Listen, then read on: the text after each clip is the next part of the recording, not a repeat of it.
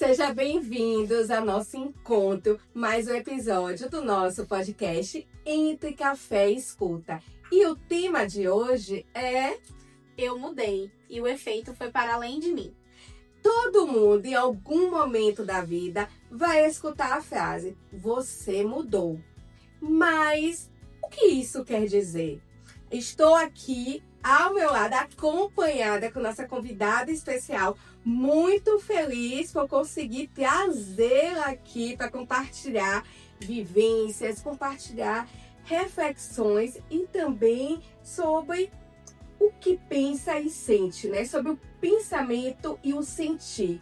Bem-vinda, Malu! Maria Luísa. Obrigada! Eu sou Maria Luísa, sou psicopedagoga, atualmente estudante de psicologia. E nessa virada dos 24 para os 25 anos, tenho sentido o efeito da mudança, tanto em mim quanto nas pessoas que convivem comigo. Malu, e agora, né, que já entramos no nosso tema, quando a gente fala e quando, na verdade, a gente escuta, você mudou, o que você acha que carrega essa frase? Qual é o significante que tem por detrás realmente dessa frase? Olha, eu acho que pra mim significa amadurecimento. Eu hoje me sinto mais segura, mais madura, mais capaz de impor limites entre a minha relação e a relação com o outro. Então, pra mim, é muito bom escutar das pessoas que eu estou mudando. E para o outro, o que você acha que vem com essa frase? Você mudou. Eu acho que pro outro vem com um tom de incômodo. Porque as pessoas estão muito acostumadas com aquilo que a gente oferece para elas durante muitos anos. E quando a gente deixa de oferecer e passa a impor os nossos limites, a gente passa a ser frio, a gente passa a ser distante, a gente é visto como quem não se importa. Então acho que pro outro isso tem um peso muito maior. E muitas vezes a gente estava ali sempre colocando a necessidade do outro à nossa frente e apenas mudamos, na verdade não é apenas, né? E finalmente viramos a chave. E o quanto isso muitas vezes gera no outro e até quebra de vínculos, né, Malu? Exatamente. Muitas pessoas acabam se afastando, Sim, achando que você não se importa, quando na verdade você só aprendeu a classificar as coisas com mais limites. Gostei. Classificar me fez lembrar de um livro chamado A Prateleira do Amor, que fala também desse recorte aqui, desse livro, que fala o quanto a gente precisa colocar nas prateleiras certas cada relação, não é? E também é possível mudar. Uma que estava lá na prateleira de cima, a gente botar na de trás, não é? Então, essa é a dinâmica da vida, porque as relações também, elas funcionam como o outro e também o que o outro espera de nós, né? Exatamente. E eu sempre fui uma pessoa que entregava para as outras pessoas aquilo que elas estavam esperando de mim. Até que em um momento eu parei e pensei, eu tô fazendo todo mundo feliz, mas o que é que eu tô fazendo para me fazer feliz? Olha, que pergunta, viu?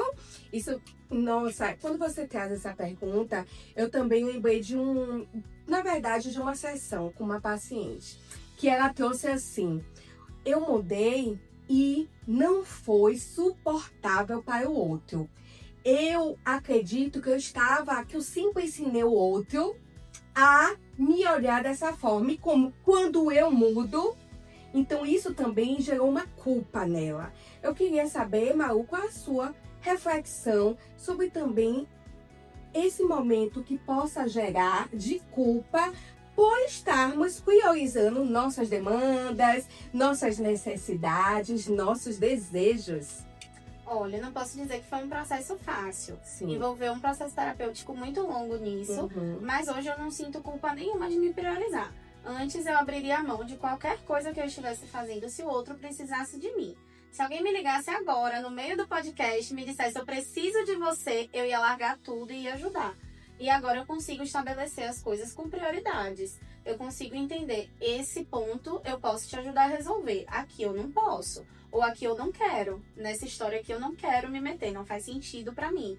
Vai me trazer uma demanda emocional grande que eu não quero. É um problema que é seu. Gostei, viu? Eu não quero, tá tudo bem também, gente. A gente reconhecer e expressar o não querer, né? Porque muitas vezes o que a gente usa, o que a gente faz? A gente justifica muito, não é? Antes eu dizia, eu não posso porque eu tô com dor de cabeça. Ai, não, porque eu não sei o quê. E hoje em dia eu sinto muita segurança em dizer, não, eu não vou porque eu não quero. É validar, né? É validar você, é validar o que você sente e validar também o limite que você impõe em você para que o outro perceba, peraí, só posso ir até ali. Exatamente. Hoje eu me sinto muito segura em dizer que não vou porque não quero, que não tenho vontade, este ambiente não me faz bem e não espere por minha ajuda nisso. E crescer, gente, crescer nem sempre é um processo que no início traz leveza, pelo contrário. Crescer é a gente sair um pouco de um lugar que a gente sempre, nós também sempre estávamos acostumados a ficar e a partir disso também desconfortável para nós, né? E quando o outro ainda por cima coloca ali nossa mudança, nossa transformação como algo relacionado apenas sobre você mudou, ou seja, você não está mais ali tão disponível para mim, né? Exatamente. Hoje eu sei exatamente para quem eu estou disponível, quando eu estou disponível e onde eu quero estar disponível. E Malu, bora conversar um pouquinho sobre a sua mudança, a sua transformação.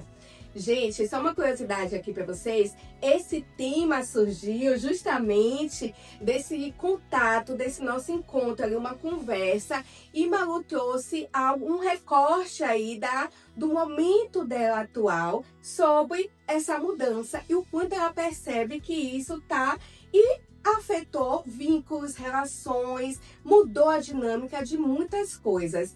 Então, Malu, conta pra gente aqui um pouquinho como foi o início desse processo, que eu sei que ainda é um processo, né? Exatamente. A gente nem sabe até quando é que ele vai durar. Dizem que todo mundo passa pela crise dos 20 e poucos anos, né? Eu acho que deve ter sido alguma coisa parecida. Eu já tô na crise dos 40. Eu acho que deve ter sido alguma coisa parecida com isso. Em algum momento da minha vida eu parei e pensei, poxa, fiz tal curso porque alguém esperava que eu fizesse. Sim. Eu fiz tal coisa porque alguém esperava que eu fizesse. Eu estive num emprego que me gerou um burnout porque todo mundo me dizia que era o emprego dos sonhos. Mas o sonho de quem? Não era o meu sonho. Ter burnout com 22 anos não era o meu sonho. Mas as pessoas ao meu redor me diziam, você tá num emprego maravilhoso. Era um cargo de confiança numa das escolas mais tradicionais de Salvador. Mas me gerou um burnout. Só eu sei a dor que aquilo me causou. Então eu parei e pensei, eu tô agradando a quem nessa história? Eu tô fazendo o que por mim? Eu quero viajar, eu quero conhecer muitos lugares, muitas coisas. Quero fazer intercâmbio, eu quero viver uma vida livre.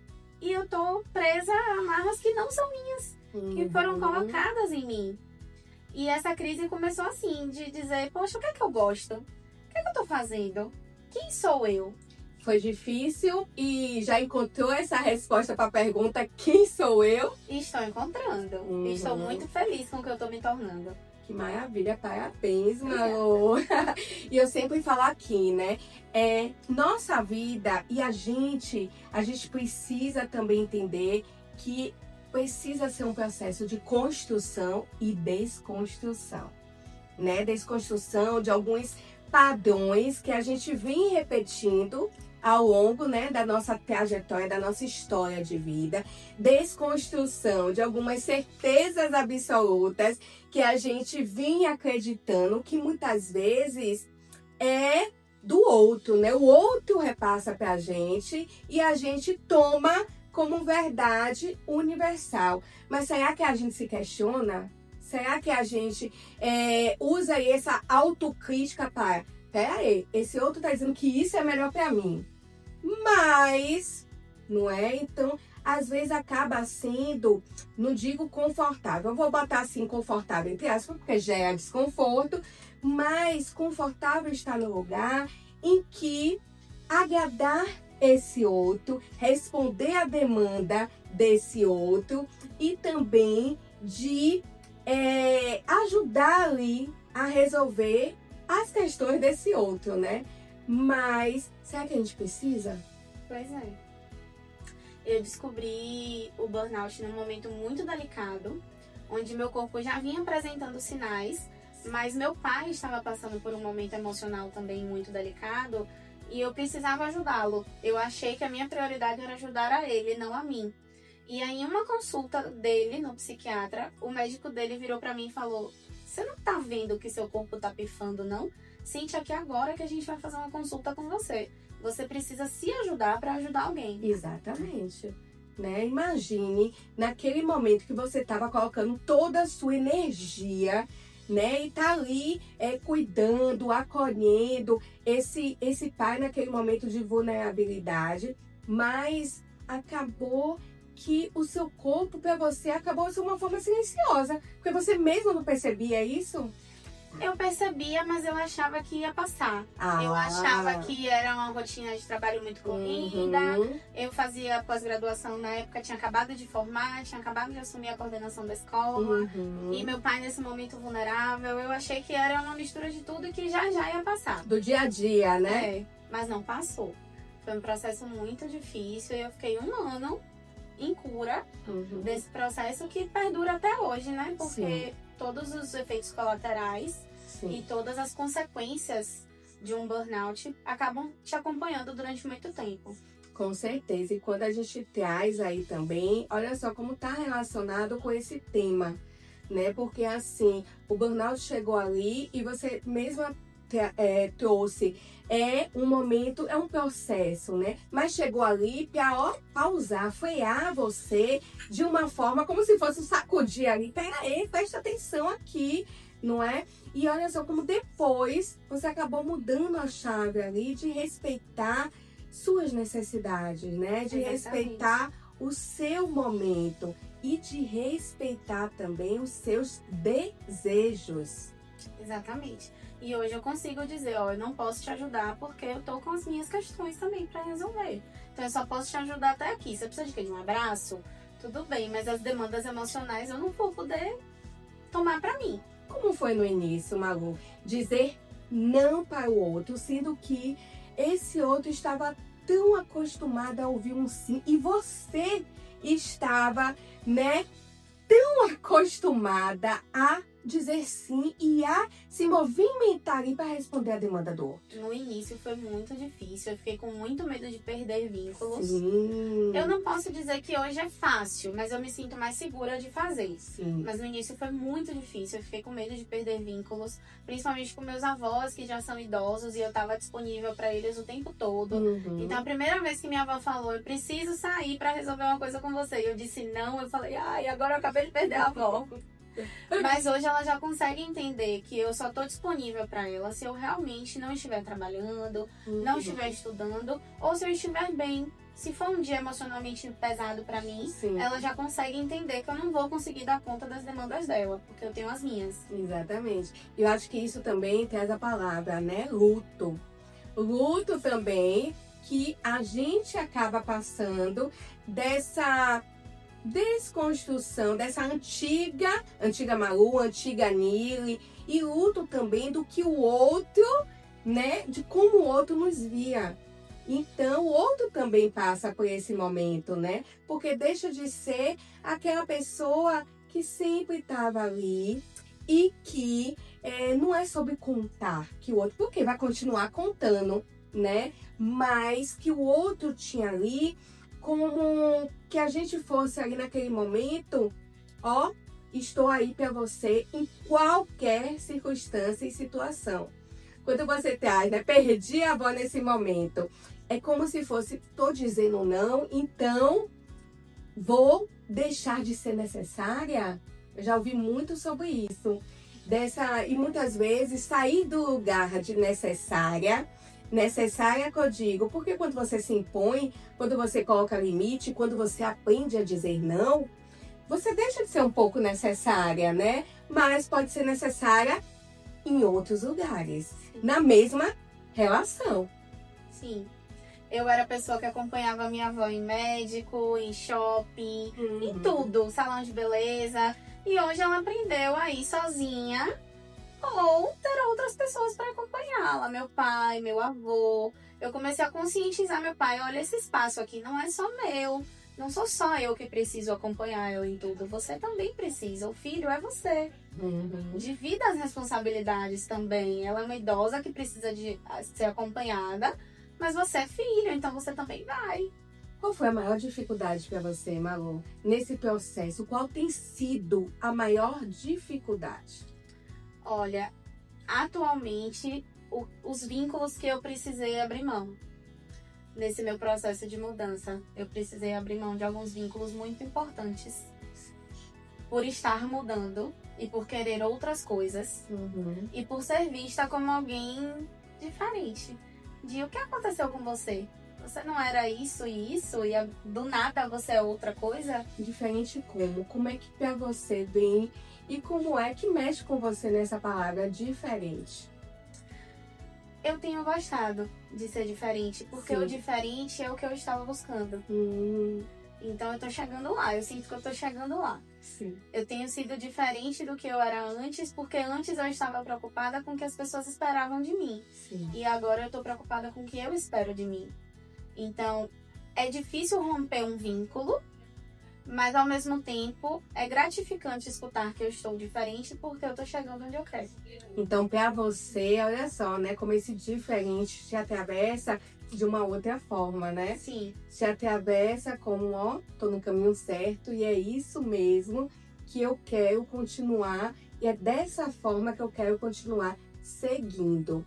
E eu percebo que é tão difícil para as pessoas suportarem, sustentarem esse lugar de diferente, esse lugar de mudança, transformação e esse lugar de ocupar uma nova posição na própria vida, né?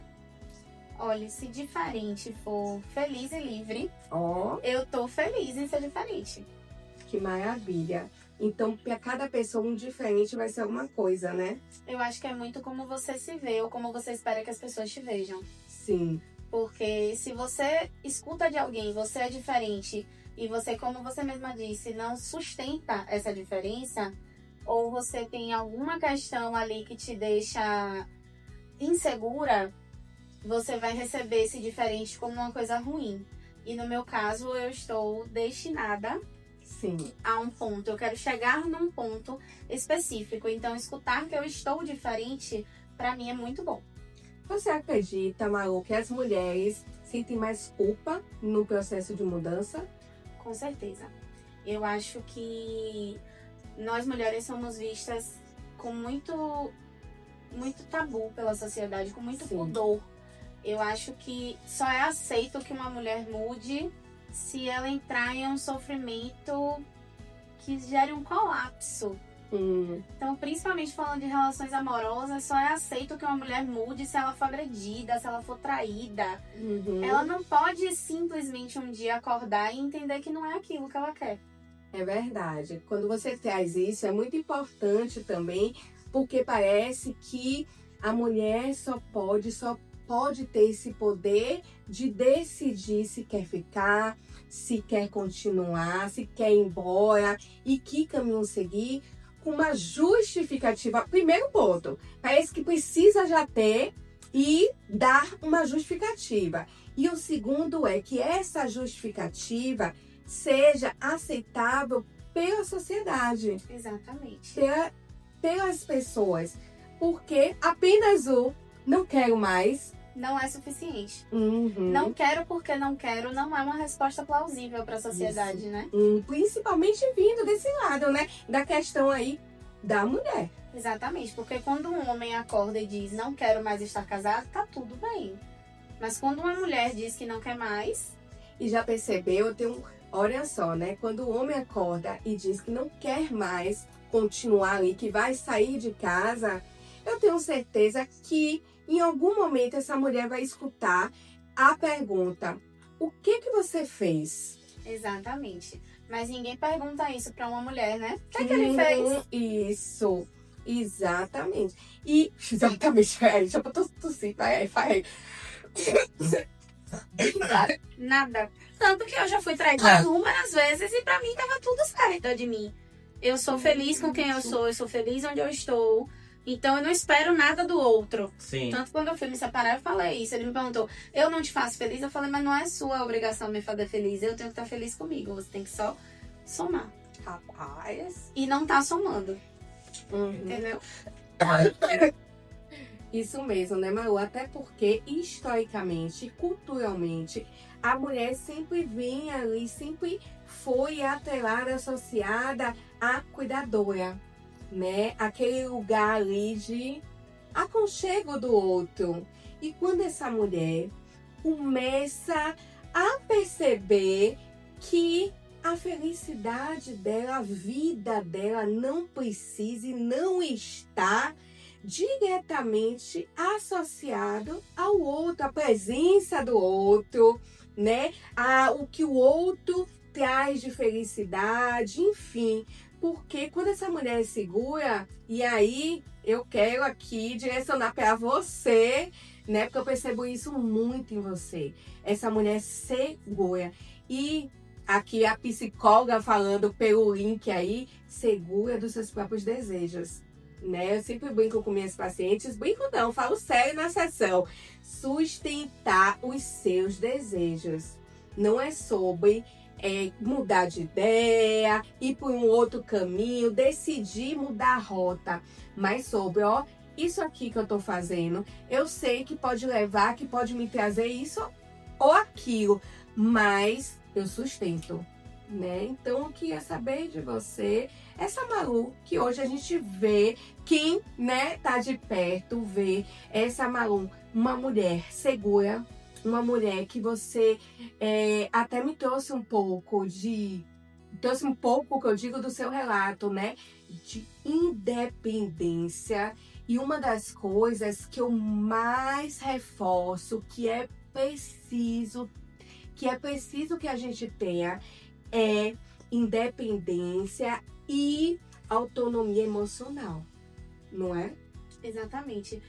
Eu acho que o grande segredo é você não colocar a expectativa da sua felicidade em cima do outro. Isso. Seja lá quem for, seja um parente, seja um marido, um namorado, uma namorada. Eu acho que, Nili, você ser feliz consigo mesmo é o ponto mais importante. Quando o outro entra na minha vida, seja lá em qualquer âmbito que seja, ele entra para somar, ele entra para me transbordar. Sim. Porque quando ele me encontra, eu já estou completa. Sim. E acho que isso ajuda muito, porque eu não crio expectativas de que o outro vai me fazer feliz. Eu não crio expectativas de que aquela amizade vai me completar, de que aquela relação vai ser o sol da minha vida. Eu já estou bem e o outro precisa continuar me fazendo bem. Acho que isso traz muito essa questão da segurança, porque a partir do momento que o outro decida ir embora ou eu decida ir embora, as coisas vão continuar bem, porque já estavam bem antes. Olha, é sobre isso, né? Não depender, não colocar a sua felicidade dependendo do que vem do outro. É um desapego consciente. É quando você entende que o outro não precisa fazer parte da sua vida para você existir. Se ele fizer, é um ganho que você tem, que o outro tem nas trocas das relações. Mas que se ele não existir, tá tudo bem. Você continua existindo do mesmo jeito. E eu também, né, costumo pensar, e eu estudo muito essa parte aí, porque hoje parece que tá uma enxurrada nas redes sociais, de olhando como independência, autonomia, muitos que eu digo, né, em muitos perfis, como não preciso, não dependo de ninguém. E não relacionado apenas à relação amorosa, mas do outro. Mas a gente tem que ter um cuidado nisso aí que a gente às vezes vê nas redes sociais. Porque a gente nasce e a gente se constitui como sujeito a partir do olhar do outro. A partir das relações sociais. Isso. Aquela mãe que tá ali, que pega o bebê e tá amamentando, é o primeiro vínculo. É o primeiro acolhimento. E é através do quê? Do olhar. Exatamente. Não é? Então, às vezes, né? E eu escuto isso muito das pessoas, não só de pacientes, mas muito das pessoas, de que não, eu não me importo mais com o olhar do outro, do que vem do outro. Mas se a gente se constitui a partir desse olhar do outro, a gente tem que pensar e reconhecer que o olhar do outro vai fazer sentido para mim, né? Em algum ponto, vai ali me constituir, mas ele não precisa definir. E a gente não precisa paralisar ou deixar de, né, seguir com os nossos desejos, sustentar e viver o que a gente quer viver, experiências, transformações com o que possa vir desse outro, né?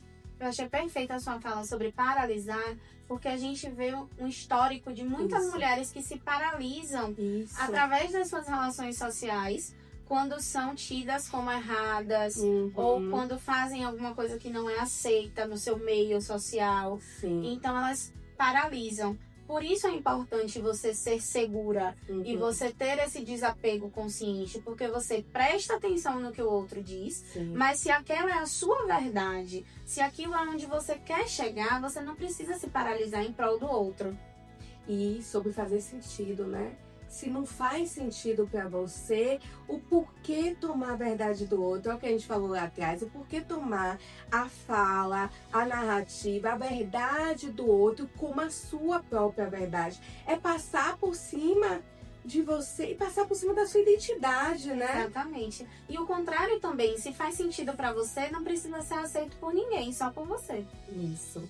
E quando a gente estava falando um pouquinho nos bastidores sobre o do ser aceito, de validação também, o quanto a sociedade ela coloca ali a mulher num lugar de tem um roteiro a seguir, tem um script a seguir, e se ela muda a rota apenas por querer mudar, apenas por dizer, não é esse caminho que eu quero seguir, ou então tá seguindo um caminho que até então tá fazendo sentido para ela, mas em algum momento não quero mais esse, vou mudar aqui, vou virar, vou dar um giro de 360 graus. Parece que para o outro traz aí, peraí, é sobre mudança, né? Exatamente. Não entendi. Eu acho perfeito isso que você falou sobre o script, porque parece que a mulher ela já nasce com a vida totalmente planejada. Ela vai crescer, ela vai aprender como cuidar de uma casa, como cuidar do marido, ela vai casar, ela vai ter filhos e ela vai viver uma vida baseada apenas na família. Por mais que seja aceito hoje que a mulher trabalhe fora, ela ainda precisa ser aquela pessoa que está na reunião da escola, ao mesmo tempo que está na reunião do trabalho. E quando a gente faz qualquer movimento diferente do que as pessoas esperam, somos tidas como estranhas. Isso, né? Um diferente aí, mas que não soa diferente pra gente. Como diferente que não é bom. Exato. Oh, me lembrou, sabe o que, Malu? Eu sempre não. Depois de um tempo eu passei a ter certeza que eu não quero ser mãe. E, assim, pra minha família, no caso, meus pais, isso foi sempre bem resolvido.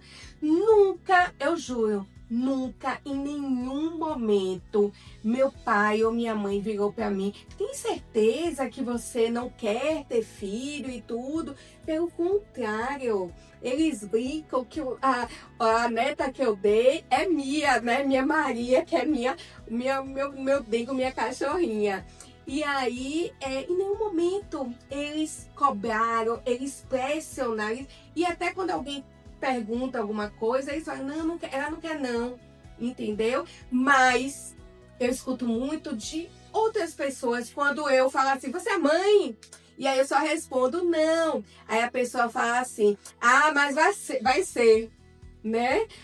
Mas não, quando você for, você vai saber alguma coisa assim, como se tivesse nesse script, eu tivesse que seguir, né?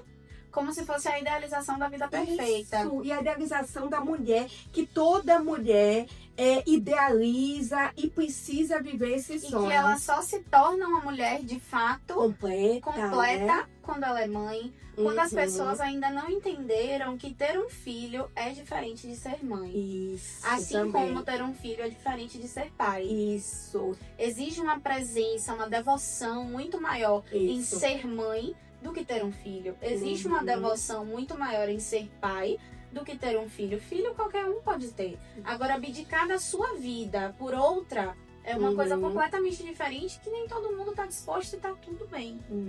E quando você traz isso, gente, ser mãe, eu recebo muitas mães, é maravilhoso, né? É uma realização que eu realmente percebo ali quando às vezes falam dos filhos, quando mulheres que tiveram às vezes dificuldade, né, de gestar, e aí, poxa, isso é realmente uma realização, mas o desejo, o seu desejo, não necessariamente vai ser o desejo de outra mulher, né? E tá tudo bem. Então, é a gente também respeitar o desejo de cada um. O que faz sentido na vida de cada um, né? O que faz sentido. E às vezes tá fazendo sentido de uma forma e às vezes depois não faz mais sentido, né?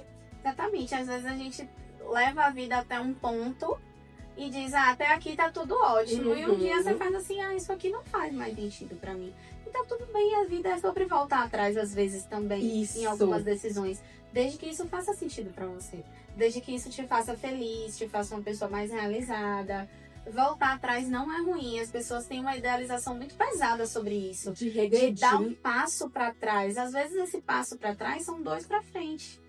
Como se fosse o regredir, falhei, fracassei, não é? Deu um peso tão intenso, tão... E isso sobre muitos pontos, né? Sobre o emprego, eu falei aqui um pouco sobre o burnout.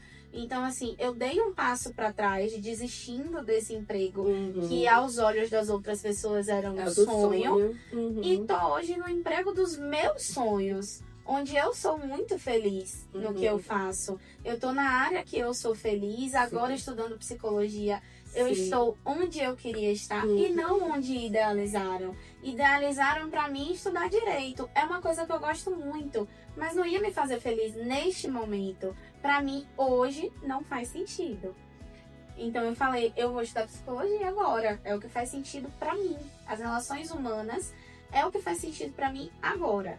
E falando um pouco, né, desse seu desejo, dessa sua escolha em seguir aí estudando e a psicologia, essa Malu que hoje, né, e que hoje eu digo assim, que quem tá te conhecendo percebe o hoje só, né? Essa Malu segura, essa Malu fiel aos seus desejos. O que você poderia falar como foi para você, né? O que você, se você tivesse ali na frente com uma mulher e que tivesse passando justamente pelo contrário, uma insegurança de decidir algo, uma insegurança de escolher uma outra coisa. O que essa Malu aí, com tanta bagagem, eu não digo só bagagem de estudo, porque a gente sabe que já é aí enorme, mas bagagem emocional, né? O que você diria? O que você gostaria de passar? Eu acho que primeiro de tudo, Nili, eu ia pedir para ela se olhar no espelho. Porque foi assim que aconteceu comigo. Um dia eu me olhei no espelho e não reconheci o que eu estava vendo. Eu simplesmente falei assim, quem é essa? Como eu falei antes, eu perguntei, o que é que eu gosto? Sim. Quem eu me tornei? E eu ia pedir para essa mulher se olhar no espelho e se perguntar, você tá no lugar que você queria? Você tá insegura, eu te entendo, eu te acolho. Mas você está onde você queria estar? O que é que você precisa fazer para chegar lá? Entende? Eu acho que o primeiro passo é ela reconhecer que ela não está onde ela gostaria. E a força vem daí, de você chegar num lugar que você idealiza para você. Isso. E não se deixar ser paralisada por outras coisas. Os obstáculos, eles existem, mas a gente tem que passar por cima.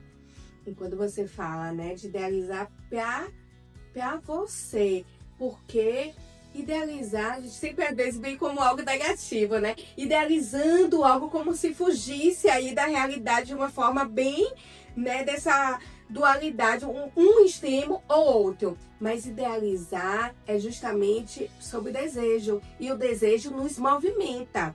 O desejo faz com que a gente esteja sempre em movimento, em busca de algo para satisfazer, né? Mas que também esse algo aí venha com um significado. Porque muitas vezes a gente se vê, sabe o quê?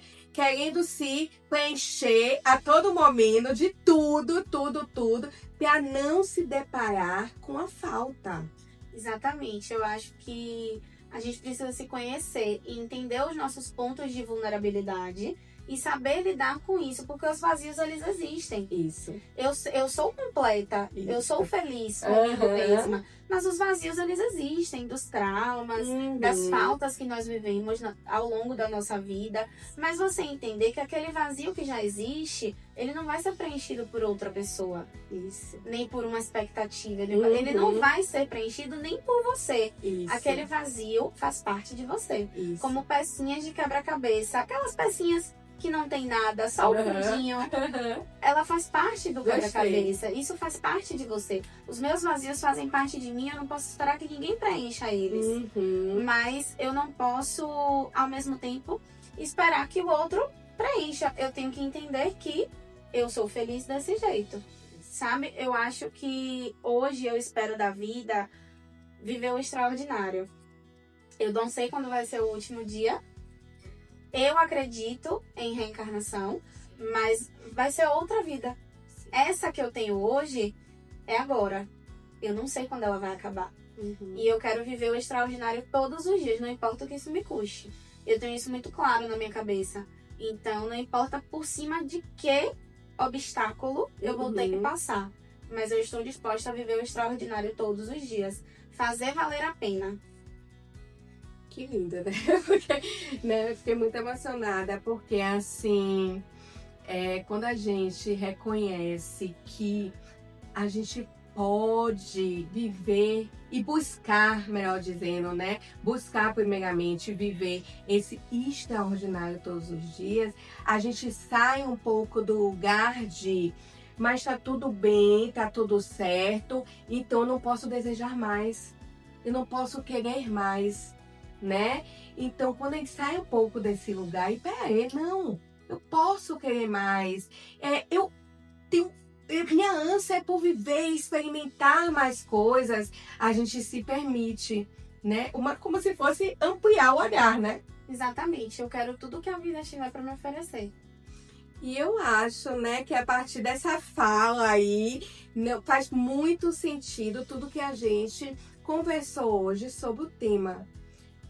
Eu mudei e o efeito foi além de mim.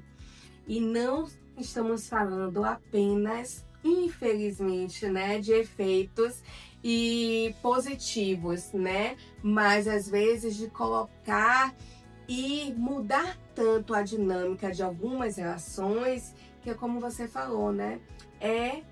Tá tudo bem também a perda, né? E tá tudo bem também, mesmo que tenha sofrimento, né? Tá tudo bem também se agora essa Malu, essa Nili faz sentido para mim ser, então tá tudo bem se o outro precisa ir, por não suportar, por não sustentar, por não querer aplaudir essa nova versão ou esse novo lugar, essa nova posição que acabamos ocupando, né? Exatamente. Eu tenho uma frase que eu gosto muito de falar, que é laço apertado demais vira nó. Então, às vezes, a gente sustenta um vínculo na nossa vida que pode acabar amarrando a gente, ancorando, ao invés de impulsionar o nosso melhor. Ou de trazer beleza, né, laço? Exatamente. Ai, muito prazer estar com você. Prazer também, obrigada pelo convite. Malu, de verdade, assim, eu acho que esse tema, quando a gente conversou, quando você trouxe um pouco da sua história, a gente escolhemos juntas esse tema, mas assim, esse tema foi para você, né? Esse tema fala de você. Esse tema traz aí essa Malu que, mesmo segura, mesmo sabendo o que quer, passa por sofrimento, por dores, por dúvidas. Sim. Mas isso não deixa em nenhum momento ela balançar sobre o que realmente quer conquistar, quer fazer, quer experimentar, quer viver, né? Sim. E eu espero que isso atravesse muitas mulheres também e as encoraje a seguir. Essa palavra, acima de tudo. Essa palavra faz sentido porque ela representa você, ela representa, e eu tenho certeza que as mulheres que estão nos vendo, nos assistindo, ou nos ouvindo, elas vão lembrar dessa palavra, coragem. Né? Nem todo mundo vai entender a sua transformação como coragem, mas é necessário perceber que não é sobre o outro, é sobre você. Eu sou Niliane Brito, psicóloga, e aqui é o nosso espaço do nosso querido podcast Entre Café e Escuta. Espero que tenha feito sentido para você e tenha tocado em alguma parte aí que precisa florescer, precisa renascer, precisa mudar.